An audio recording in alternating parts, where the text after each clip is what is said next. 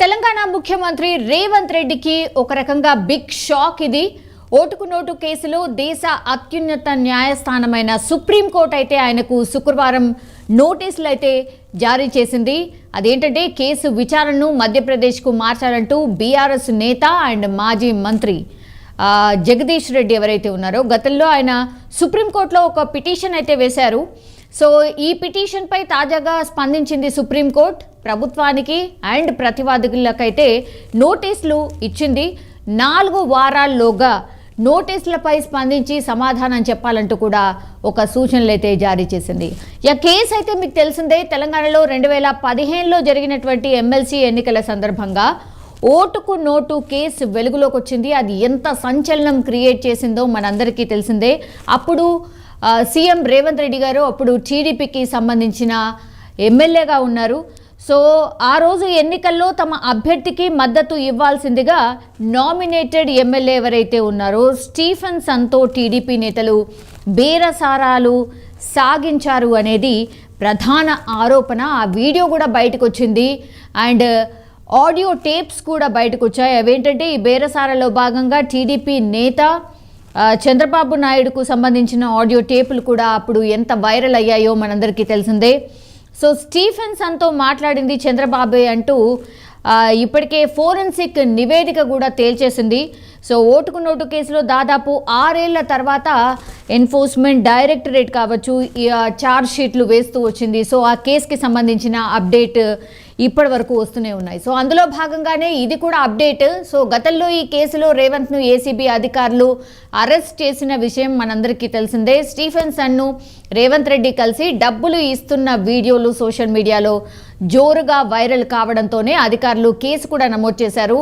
50 lakhs offer చేశారు అనేది ప్రధాన ఎలిగేషన్ అప్పట్లో. సో ఈ కేసులో రేవంత్ రెడ్డి కొన్నాళ్ల పాటు ఆయన జైలుకి కూడా వెళ్ళొచ్చారు, మనందరికీ తెలుసు. ఇప్పటికీ కూడా చాలా టైమ్స్ విమర్శలు ఏదైనా చేయాలంటే ఓటుకు నోటు కేసు అన్నటువంటి మాట మాట్లాడుతూ ఉంటారు చాలామంది, ఎస్పెషల్లీ బీఆర్ఎస్కి సంబంధించిన నేతలు పదే పదే ఈ మాటను ప్రస్తావిస్తూ ఉంటారు. రేవంత్ రెడ్డిని ఏమైనా ఎదుర్కోవాలన్నా ఆర్ ప్రశ్నించాలన్నా లేకపోతే ఆయన మీద కామెంట్ చేయాలన్నా కూడా ఈ మాటను పదే పదే వాడుతూనే ఉంటారు. సో ఆ కేసుకి సంబంధించిన అప్డేటే అనమాట. సో ఆ తర్వాత బెయిల్ మీద ఆయన బయటికి వచ్చారు, మనందరికీ తెలుసు. ఆ టైంలోనే వాళ్ళ పాప మ్యారేజ్ కూడా సెట్ అయింది. సో ఆయన బెయిల్ పైన రావడం అండ్ అటెండ్ చేసి మళ్ళీ బెయిల్ అగైన్ జైలుకి వెళ్ళడం ఇవన్నీ కూడా జరిగాయి. సో కొంత 2015లో ఇది ఒక రకంగా ప్రకంపనలు క్రియేట్ చేసింది టోటల్గా.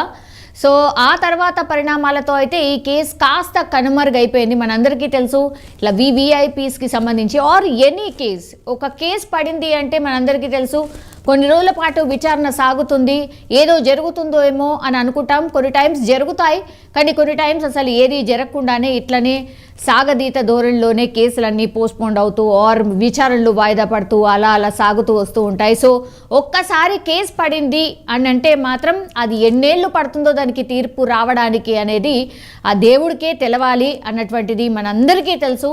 సో ద సేమ్ వే ఇది కూడా జరుగుతోంది అనుకోవచ్చు. అయితే మరోసారి ఈ కేసు వ్యవహారం తెరపైకి రావడంతో ఇప్పుడు 2 తెలుగు రాష్ట్రాల్లో అయితే కొంత రాజకీయంగా సంచలనం రేపుతోంది. ఎందుకంటే ఇప్పుడు ప్రస్తుతం సీఎం రేవంత్ రెడ్డి తెలంగాణకి సంబంధించిన సీఎం కాబట్టి ఆయనకు నోటీసులు అందాయి. సో ఇది ప్రధానంగా ఒక చర్చ అండ్ ఒక సంచలనమైనటువంటి వార్త అని కూడా అనుకోవచ్చు. ఎందుకంటే సీఎం హోదాలో ఆయన నోటీసులు రిసీవ్ చేసుకున్నారు కాబట్టి. సో దీనిపై ఇప్పుడు సీఎం రేవంత్ రెడ్డి ఏ విధంగా స్పందిస్తారో తెలియాల్సి ఉంది. బట్ మనందరికీ తెలుసు మొన్నటి వరకు కూడా ఒక ఎన్నికల టైంలో కూడా ఆయన ఒక సభలో ఎస్పెషల్లీ పాలకుర్తికి సంబంధించిన సభలో మాట్లాడుతూ కూడా కుట్రపూరితంగా ఈ కేసులో ఓటుకు నోటు కేసులో ఇరికించే ప్రయత్నం చేశారు. అదెవరో కాదు, పాలకుర్తిలో మనందరికీ తెలుసు బీఆర్ఎస్కి సంబంధించిన పోటీదారు ఎవరైతే ఉన్నారో ఎర్రబెల్లి దయాకర్ రావు మీదనే ప్రధానంగా ఎలిగేషన్ చేశారు. డైరెక్ట్ అటాక్ కూడా చేసిన పరిస్థితి, ఆయన్నే నన్ను ఇరికించారు అన్నటువంటి మాట చెప్పే ప్రయత్నం చేశారు. అండ్ ఈరోజు టీడీపీ ఈ పరిస్థితిలో ఉందంటే ప్రధాన కారణం ఎర్రబెల్లి దయాకర్ రావు అన్నటువంటి మాట కూడా ఆ సభ ద్వారా చెప్పే ప్రయత్నం చేశారు. అది కూడా ఒక రకంగా ప్రకంపనలు క్రియేట్ చేసింది.